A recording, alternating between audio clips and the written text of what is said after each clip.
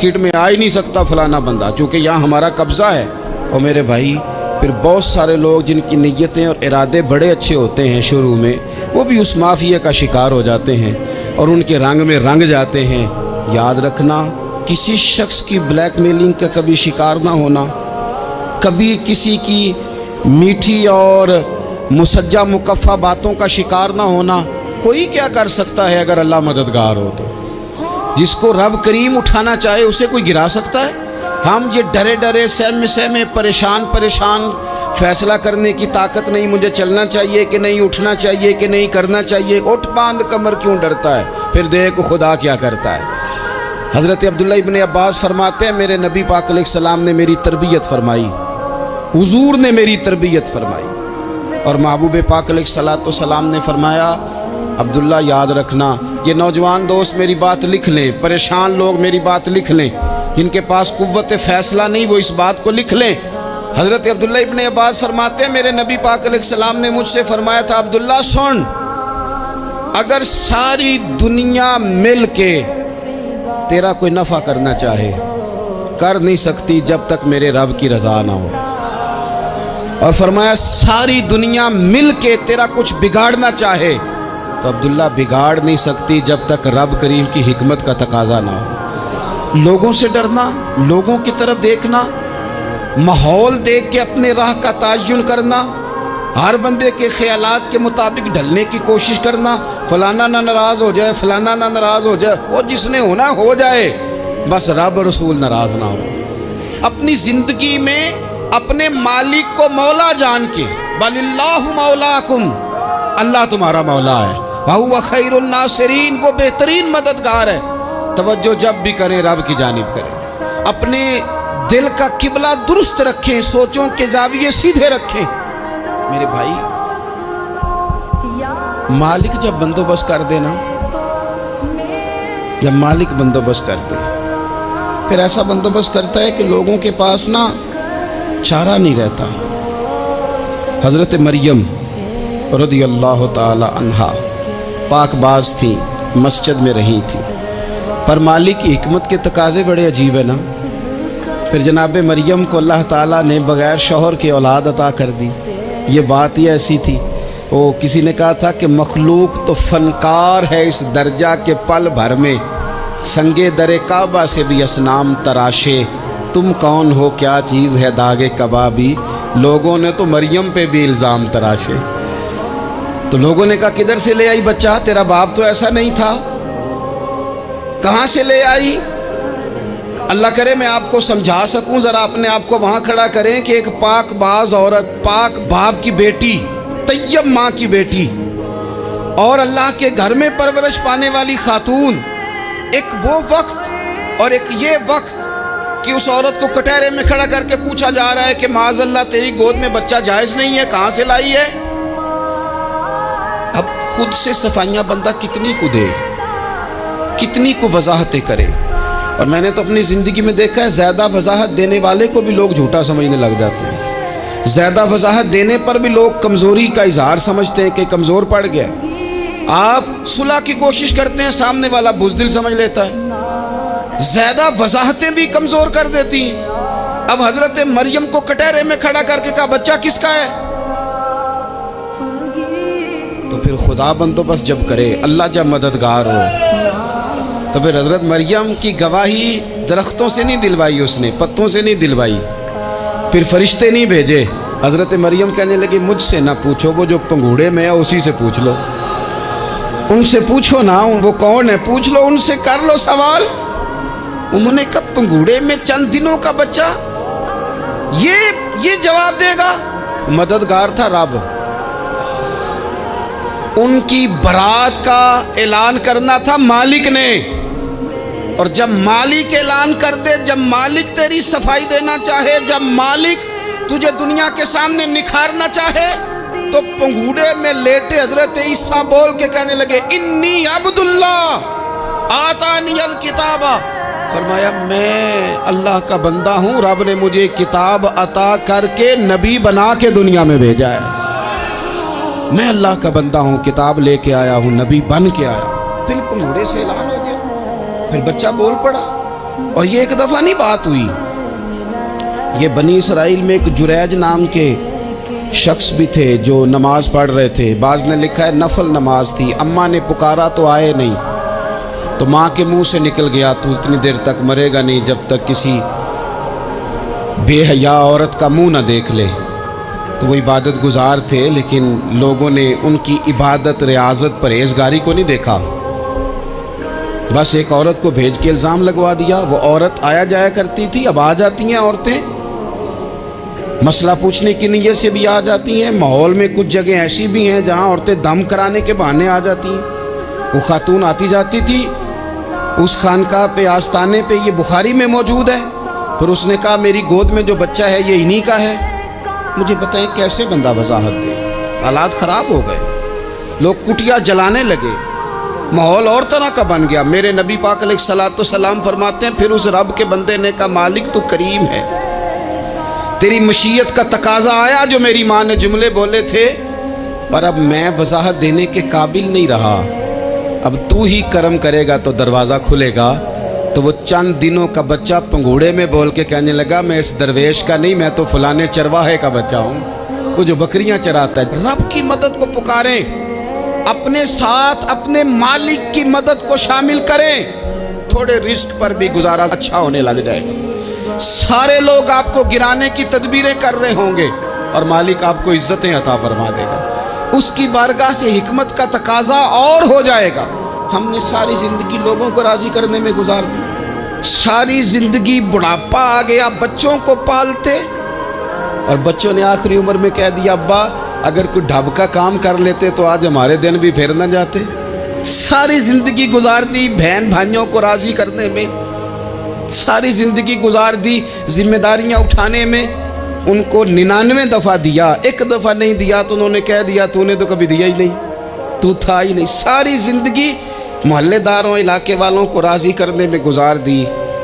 اور میں نے ایسے لوگ بھی دیکھے دین کے لیے وقت گزارا، لیکن جب بڑھاپے میں دانت کام نہ کرتے تھے تو وقت کے مفتیوں کو بھی مسجدوں کی کمیٹیوں نے کہہ دیا اب آپ کی سمجھ نہیں آتی، ہم نے خطیب کو یور رکھنا ہے، نہ دیکھو دنیا کی طرف، دنیا رلا دیتی ہے، نہ راضی کرو بندوں کو، بندے تھکا دیتے ہیں، نہ پیچھے بھاگو ہر وقت دنیا داروں کے، یہ انسان کو کمزور کر دیتے ہیں۔ وہ تو کریم ہی بڑا ہے، 2 آنسو زمین پر بعد میں گرتے ہیں، بندے کے گناہ سارے پہلے معاف فرما دیتا ہے۔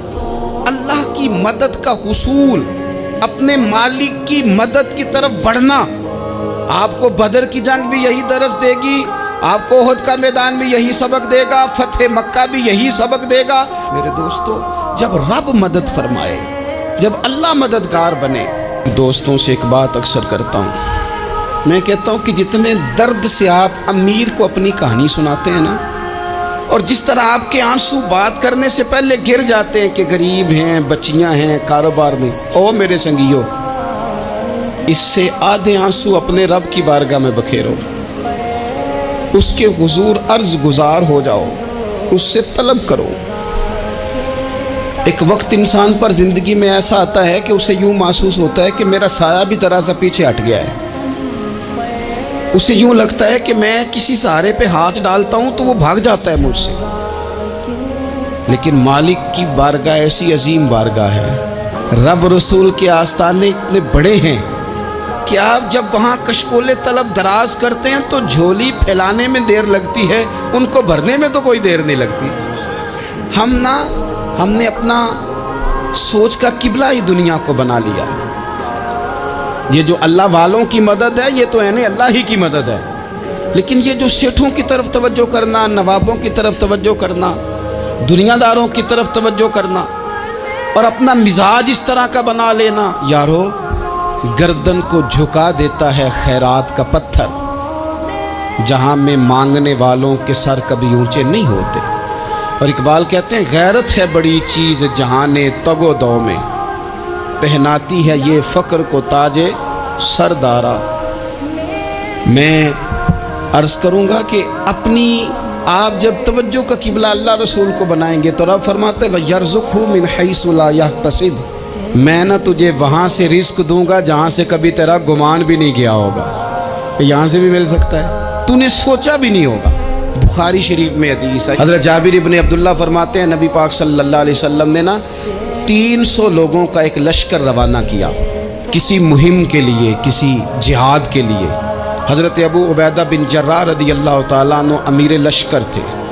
फरमाते गुर्बत इतनी ज़्यादा थी, भूख इतनी ज़्यादा थी कि एक एक खजूर दिन में एक वक्त खाने को मिलती थी, और कुछ दिन ऐसे आए कि अब खजूर भी नहीं मिल रही। फरमाते इतनी ज़्यादा भूख लगी मुजाहिदीन को, 300 बंदा पत्ते खा के गुजारा होने लग गया। ये बुखारी में मौजूद है। आप फरमाते हैं कि दरिया के किनारे हमारा पड़ाव था, ठहराव था। जब भूख से निढाल हो गए ना, वह यर्ज़ुक़हु मिन हैसु ला यहतसिब, अल्लाह वहाँ से रोज़ी देता है, गुमान भी नहीं होता। फरमाते हैं एक मछली अल्लाह ताला ने दरिया के किनारे भेजी। फरमाते हैं वो थी तो मछली पर पहाड़ जितनी थी। बुखारी में लफ्ज़ हैं, हज़रत जाबिर इब्न अब्दुल्ला रदी अल्लाह ताला अन्हु फरमाते हैं 300 आदमी 18 दिन तक उस मछली को खाते रहे, मछली ख़त्म ही नहीं हुई। मछलियाँ नहीं, मछली। कहते हैं 18 दिन 300 बंदा खाता रहा, मछली ख़त्म ही नहीं हुई। और फरमाते हैं कि उसकी हड्डी निकाल के, कांटा कहेंगे आप अपनी ज़ुबान में, कहते हैं वो निकाल के ना तो उसको खड़ा किया ना जब, तो ऊंट कजावे समेत उसके बीच से गुजर जाता था। 2 उसके कांटे जोड़े।